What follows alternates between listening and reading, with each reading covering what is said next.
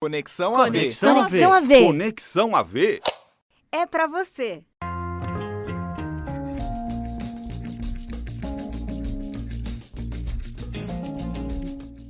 Olá, eu sou Débora Santos e está começando o Conexão AV, o podcast com informações do mundo audiovisual. Quando procuramos uma carreira, é bem difícil dar os primeiros passos e é nesse momento que surgem as dúvidas e incertezas.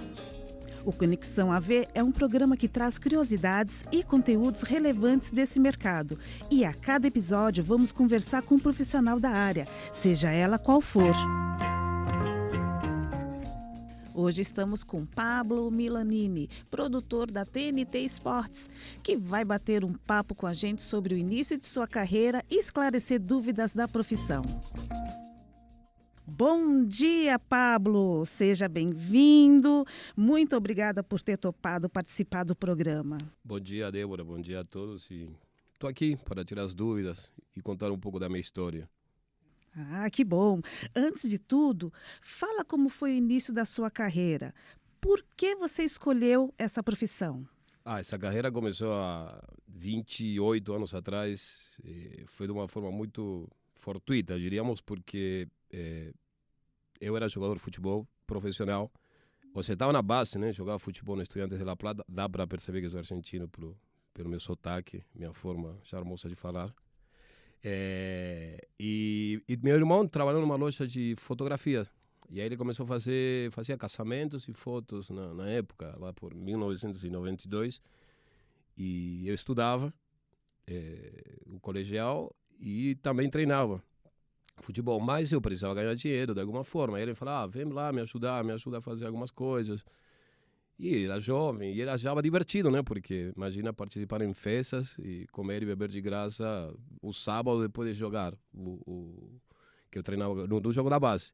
E aí comecei a fazer, e aí comecei a acompanhar, comecei a fazer iluminação, e aí comecei a aprender, e eu comecei a fazer um pouquinho de fotografia, um pouquinho de vídeo, e naquela época tudo analógico, era tudo muito mais difícil.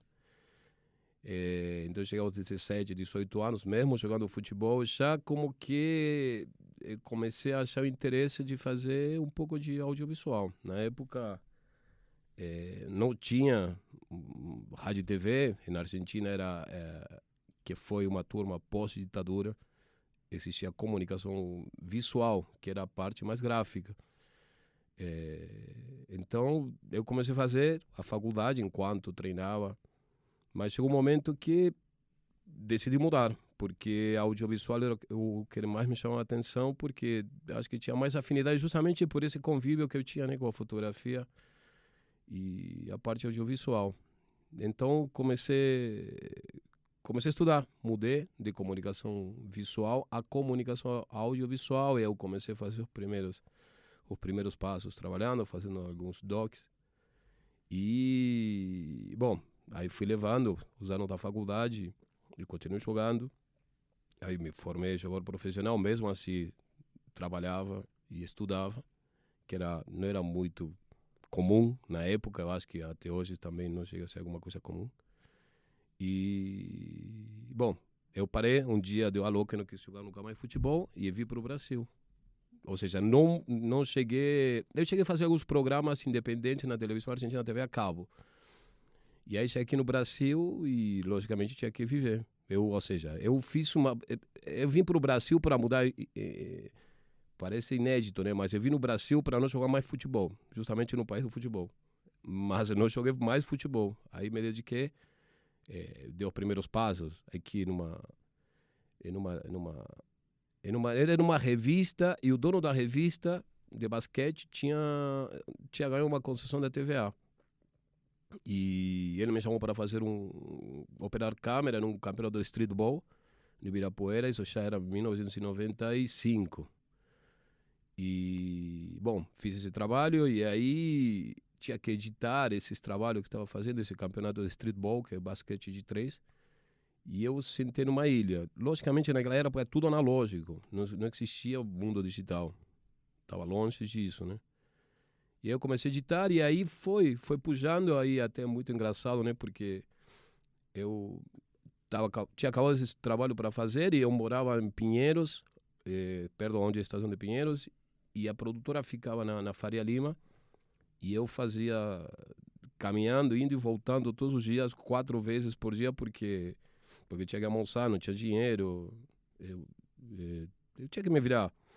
E aí fiquei um mês acompanhando isso aí, e mesmo sem nada para fazer, eu ia todo dia. Até que um dia o cara chegou para mim e falou, cara, você quer trabalhar? Porque eu ia de graça. Então, não tinha nada para fazer, então acho que, falei, vou investir nisso aí. Mas nem sabia que iria acontecer, né? Nossa, uma boa história, mas fala qual foi a maior dificuldade que você enfrentou, né, quando começou nesta carreira? O idioma. Ainda dá para perceber que o idioma não é tão claro assim, mas quando estava procurando, como eu estava te comentando, eu logicamente não parava. E eu gostava muito de publicidade. Gostava. E aí, logicamente, eu preencher currículo, tinha que fazer entrevistas e tinha muita dificuldade com relação a isso. E aí, paralelamente, eu trabalhava de garçom na Vila Madalena. Por quê? Porque, logicamente, tinha que subsistir também. E isso me ajudou muito também a facilitar meu idioma, a entrar em contato com as pessoas e falar e tentar me corrigir. Entendeu? Porque, de certa forma, fui autodidata no português. Você já contou quando você começou, né, que foi na década de 90, então provavelmente tem uma mudança, né, em relação às funções que você exercia, né, no começo da sua carreira como produtor. E agora, como que está isso? Qual que é essa diferença? A diferença, na realidade, eu fui dessa geração que teve o processo da mudança do analógico para o digital. Muita gente ficou no caminho. Muita gente ficou no caminho porque não foi fácil se adaptar. Até para mim foi, principalmente, aceitar que tem uma mudança no mercado. Ou seja, eu que era tudo analógico, passou a ser digital. Claro que deu um processo de uma década mais ou menos de transição, que a gente chamava, por exemplo, nas ilhas de edição, a gente chamava de ilha híbrida. Entendeu? Na publicidade era quinoscopia, ou seja, levar o rolo de filme para vídeo, para os editores, para fazer publicidade, no áudio também. Então, assim, foi um processo muito difícil. Então, assim, aos meus 30 anos era muito mais fácil de aceitar. Aos 20, 30 anos era muito mais fácil de aceitar. Então, imagina um profissional que tinha nessa época 40, 50, que eu nunca tinha convivido com um telefone celular, que nunca tinha convivido com um computador, com nada. Entendeu? Operador de áudio... uma equipe de reportagem, eram 5 pessoas, que tinha o motorista, o operador de câmera, o operador de VT e tinha o sonoplasta e o assistente. Então, assim, o mercado foi reduzindo essas funções justamente pela evolução da tecnologia. Logicamente, não no seu caso que de comunicação que aconteceu em todas as áreas, mas foi um processo não difícil, porque pela função que eu estava, e como estava te contando, nesse canal de São Paulo, eu passei a ser um supervisor, então comecei a entender todas as áreas. Então, eu estudava, eu aceitava, eu consumia muito produto, porque era a minha carreira. Então, foi uma evolução normal, não foi complicada para mim, mas o mercado mudou muito. Ficou muita gente no caminho, e justamente por isso, pela mudança tecnológica. Como é a rotina de um produtor? Depende de cada produtor em cada área que eu trabalho. Na realidade, na minha função, eu sou mais um produtor, supervisor de operações de uma emissora que faz transmissões ao vivo. Então, assim, começa... vamos dar um exemplo de um jogo de Champions. Um jogo que a gente faz, um jogo. Principalmente na montagem da escala da equipe, encontrar a característica da pessoa certa para essa função. Essa é uma delas, entender como vai ser esse processo de produção desse jogo, por exemplo, se vai ter estúdio, se vai ter links do campo de jogo. Então, você vai entendendo de acordo com a necessidade de cada produto. Assim, não é uma receita pronta. Na realidade, você tem, em cada produto que você tem uma demanda. Então, você tem que estudar essa demanda. Agora vamos esclarecer algumas questões da área. Qual é a principal característica que uma pessoa deve ter para trabalhar? Ser curioso e autodidata. E eu te explico por quê. Porque para ser produtor, você pode fazer um dia futebol, pode fazer jornalismo, pode fazer agronegócios. Então, assim, se você vai estudar quando você é chamado para fazer aquele trabalho, você vai se dar mal. Por quê? Porque você não está preparado para afrontar as dificuldades, enfrentar as dificuldades que vai te dar A gente vive de dificuldades. O produtor vive de dificuldades em todos os sentidos. Assim, a palavra produtor é muito ampla. Então, assim, você vive por dificuldades. Então, assim, tem um trabalho para fazer de agronegócios. Vamos falar antigo, não sei se ainda continua, canal rural. Eu não sei se continuaria a fazer canal rural. Porque eu não sei. Mas isso aí você tem que trazer da base. Assim, eu sempre falo que a gente quando chega a uma faculdade, eu falo isso muito para alunos, filhos e pessoas que dão essa oportunidade de eu explicar, que a gente tem que chegar a uma faculdade preparado intelectualmente. O que é ser preparado intelectualmente? Você tem que saber de tudo. Hoje, e eu falo muito, eu sou botequeiro, e eu falo para os meninos que trabalham, por exemplo, num bar, a necessidade de saber de tudo. Não, no teu tempo, não, imagina, você tem um aparelho celular, onde você fica vendo TikTok, você fica vendo Instagram, o mesmo lugar que você pode pesquisar. Quando você demora para chegar na tua casa? Daqui, 1h30. Numa hora e meia você estuda, lê um livro. Então, assim, você tem que estar preparado. Tem que ser curioso e nunca falar que, acabou, porque é muito dinâmico, principalmente na parte de operações, tem que ser curioso, tem que parar, tem que principalmente aprender a ser comunicativo. Eu acho que hoje me tornei um cara comunicativo. Eu nunca fui extremamente tímido. Mas a vida e a necessidade te faz ser comunicativo. Quem não pergunta nunca vai te saber. A primeira coisa que eu falo para o cara o jovem que eu preparo, que eu chamo para trabalhar lá na TNT Esporte, nas operações, pergunta. Não tenha medo de perguntar. Sabe? Não tenha medo de perguntar. Ninguém nasce sabendo. Pergunta e fala a verdade. Isso aí são 2 princípios que eu tenho. Pablo, aproveitando aí o gancho, né? Que dar algumas dicas aí para a galera que está aí nos acompanhando, né? Qual o seu conselho para quem está pensando em trabalhar na área? Conselho é o mesmo que eu te falei. Ser curioso e, logicamente, o mercado não está tão fácil assim, mas o mais importante é procurar aquilo que a gente tem prazer de fazer, ou seja, não sair caçando simplesmente para cumprir uma função de produtor e ir, por exemplo, a um emprego sem a vontade de você estar lá, porque isso tem um prazo muito curto. Cedo ou tarde você não vai se dar bem. Então, fazer a palavra bem clara, com muito tesão, aquilo que você está fazendo. Ou seja, você procurar aquilo que você gosta de fazer. E assim, são exemplos de vida. Você tem que procurar aquilo que você gosta de fazer. Se você gosta de futebol, corre atrás de todas as emissoras de futebol. Eu dou um exemplo, eu vivo de exemplos. Semana passada teve um Alexandre Pretzel, que é um comentarista, recebi uma mensagem, não sei se foi pelo Twitter, Instagram, de um aluno, de um menino de 16 anos, que, assiste, gosta muito de futebol e estuda no Objetivo e queria aprender, queria conhecer como que é o mundo e assim, assiste todos os jogos da Champions, beleza. E falou, Paulo, assim, você tem a liberdade, o que acha? Eu falei, fala para ele vir. Mas pôs, ele não, veja, se tem muito fake, né? Fala para ele vir. Ele foi.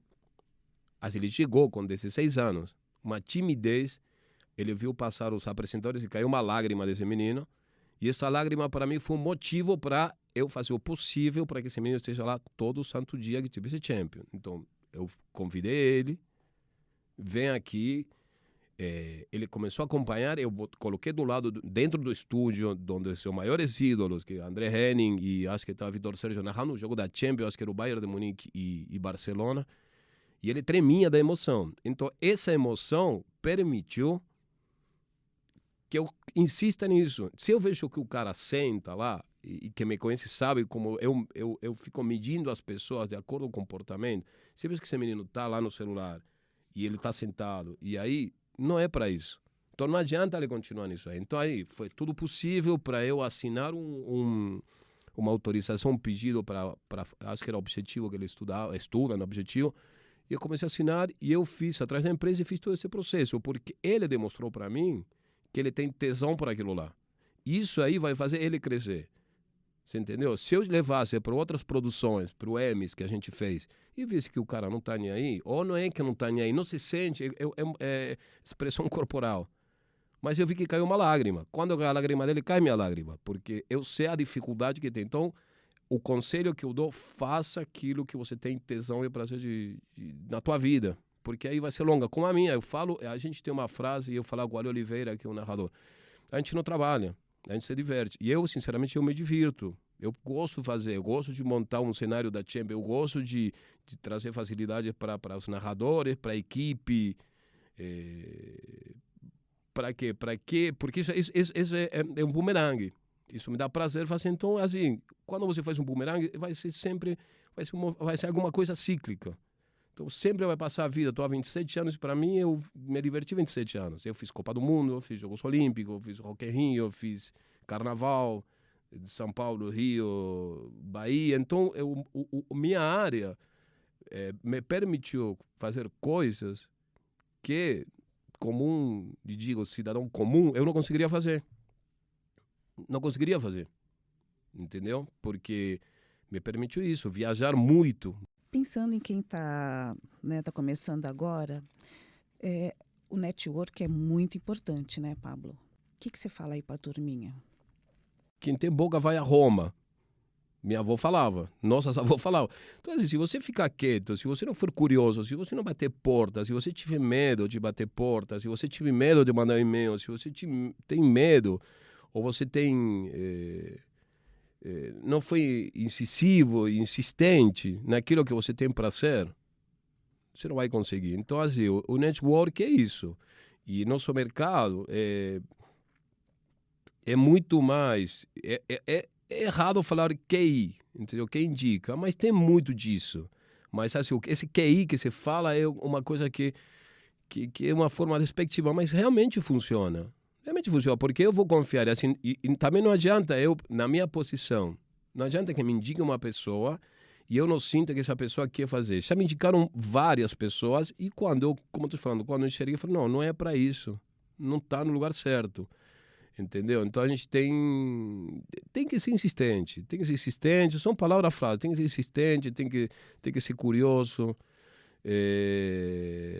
E quem é tímido, por essa timidez, não sei de que forma. Eu não sei de que forma consegui, porque também nunca me perguntei, nunca vou me perguntar como consegui, mas eu acho que principalmente tem que ser insistente, tem que ser curioso, tem que pesquisar volto a falar, fazer aquilo que te dá atenção. Não adianta você falar, não, só para estar na área, não, vou começar. E eu vou dar um corte aqui. Tem muita gente que quando eu contratava, a gente contratava no esporte interativo antigo.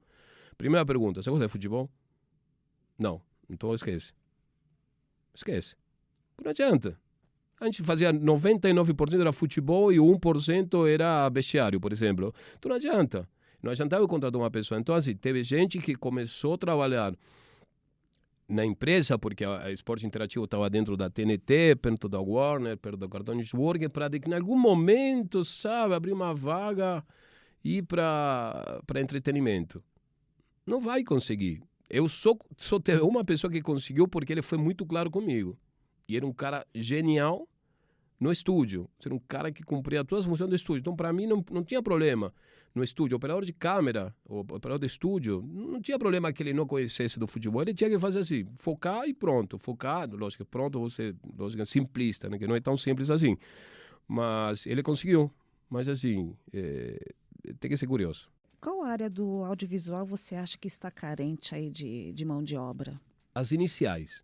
Quando eu falo iniciais, as iniciais são, por exemplo, assistente de câmera, de externa. Principalmente, vamos falar no mundo, assim que pós-produtor hoje tem, porque hoje todo mundo tem uma ilha, todo mundo é diretor, todo mundo pode fazer um evento, todo mundo pode fazer, principalmente com a tecnologia como está hoje. Mas o mercado está sentindo muita falta, aquilo que é braçal, diríamos, na operação, principalmente de transmissões externas. O que é braçal? Ninguém quer montar e desmontar um equipamento. Porque o assistente, por exemplo, o cara que faz um jogo de futebol, se a transmissão começa às 4 da tarde, esse cara chega às 7 da manhã. Porque imagina você ter que passar dentro de um campo de jogo, tem que passar cabos, de 12 câmeras, tem que passar o áudio de cabine. Então, essa é a função que passa. E é assim, e isso que eu estou te falando. O cara que trabalha na área, que quer começar a trabalhar principalmente nessa área de transmissões esportivas, ou transmissões que seja jogo, que seja debate, que seja o que for, tem que começar por aí. Porque o básico é o físico, é o manual. O resto você vai aprendendo. Por exemplo, você sabe, o dia que você for um DTV, todo mundo que você for não vai para ser DTV. Mas o dia que você for um DTV, você vai saber tudo o que passou lá atrás. Porque você vai cobrar para um câmera aquilo que você já passou. Você não pode cobrar para um câmera, faz uma pan do céu para o chão. Falei, cara, sabe que não dá para fazer? Pode ter uma arquibancada, por exemplo. E o câmera vai cobrar para o assistente, preciso passar um cabo. Você vai saber. Se você câmera, você sabe que não dá, porque tem uma distância de cabo. Então, assim, é começar do início, ou seja, da função mais simples. Eu, quando falo dentro de uma produtora, eu sempre trabalhava e colocava, na antiga, anteriormente, hoje não tem mais, central técnica. Central técnica era um processo, esse mundo, a transformação do analógico para o digital, tinha diferentes tipos de VT, tinha Betacam, VHS, o Matic. Então, assim, tinha que fazer cópias de um formato para outro. Então, mandar um sinal para uma ilha de edição, porque era o mundo do híbrido. O que tinha que fazer? Eu colocava, primeiro o cara tinha que começar por lá, porque o cara começando lá ia saber no dia que ele fosse editor como funciona uma fita beta, como funciona uma fita Matic, como funciona o áudio. Então é basicamente isso aí, começar do processo inicial de uma carreira. Pablo, nós do Conexão AV ficamos muito felizes por você ter vindo para compartilhar um pouco sobre sua trajetória e tenho certeza que vai ajudar muita gente. Eu que agradeço e à disposição. Eu acho que falar um pouco da carreira que eu tanto gosto, né, que tanto levo nas minhas entranhas, é um prazer e acho que ficou curto. Estarei aqui em outras oportunidades, quando for necessário, para contar um pouco da minha trajetória, né, que eu conto com tanto prazer, com tanta vontade, porque é uma coisa que eu gosto. Já falei, eu não trabalho, eu me divirto. Obrigado a vocês e até outra oportunidade. Sim, porque história tem, né? Tem muita história.